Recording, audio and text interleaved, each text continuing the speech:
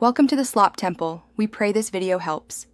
You start by making sure you're on the right device and signed into the current Google account. This prevents accidental edits. Once done, open the Google Pay app and authenticate with PIN, fingerprint, or face unlock so you can access settings. Make sure you have the email address and phone number of the Google ID you want to switch to, and have any required ID or backup payment method nearby in case verification is requested. You'll tap your profile icon in the top right and go to Accounts or Settings. This is where account management lives. If your new Google ID isn't listed, use Add Account and sign in with that email and password. If necessary, complete two-step verification to prove ownership. If you prefer, sign out of the old ID first, then sign in with the new one and accept permissions.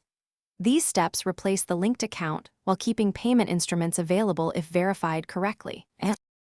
Once you've signed in, go to Payment Methods to confirm your default card and billing address.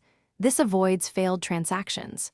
Reauthorize banks or re-add cards if the app prompts for verification. This happens when account ownership or device changes. If you hit errors, clear Google Pay app cache or reinstall it and make sure Google Play services are updated. If problems persist, contact Google support with the transaction ID or Thanks for watching.